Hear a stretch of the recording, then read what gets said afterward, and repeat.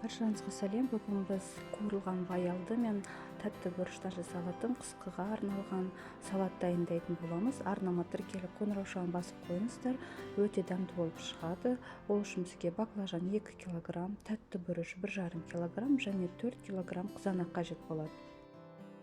Алдымен баялдыны осылай турап аламыз. Жуан болсын, өйткені қуырылған кезде оның көлемі азаяды.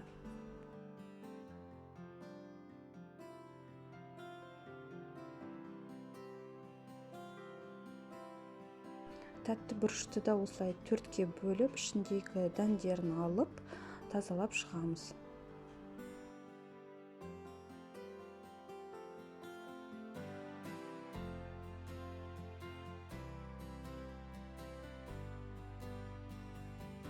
Міне біз барлығын турап болдық. Енді баялды мен тәтті бұрышты қуыруға көшеміз.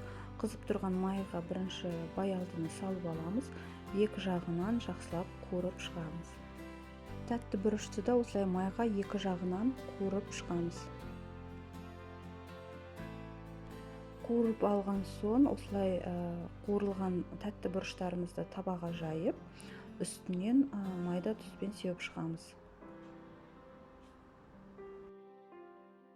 Тура солай баялдың үстінен де тұз сеуіп шығамыз.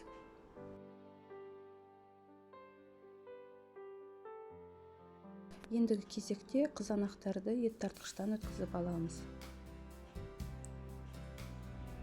Сонымен қатар барлық сіздерде қандай шөптесіндер бар, соның барлығын бірге ет тартқыштан өткізіп алсаңыздар да болады. Мен жасыл пияз бен укропты осылай өткізіп алдым.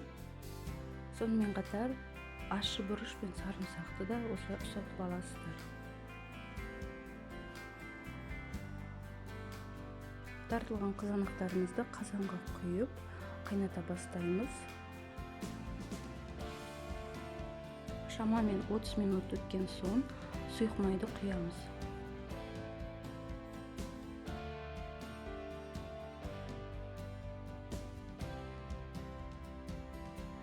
Сұйық май құйғаннан кейін қара бұрыш, тұз, қант дәміне қарай өздеріңіздің қалауыңызша қоссаңыздар болады.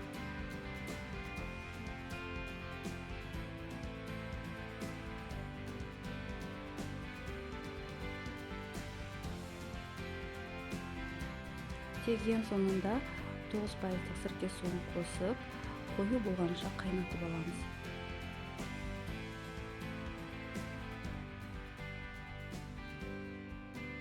Міне біздің қызанақтарымыз қоюланды. Біз оттан алып қойдық. Ендігі кезекте буланған банкаларымызға сала бастаймыз. 2 ошауды құйып, бірінші кезекте баялдыны салып шығамыз. Шамамен 3-4 данасын.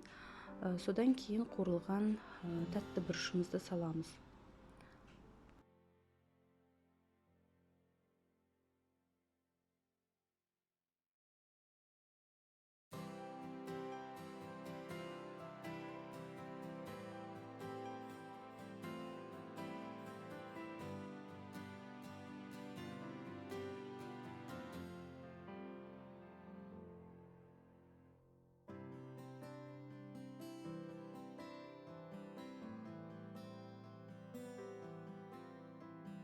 Менде осы рецептпен 6 литрлік банка шықты.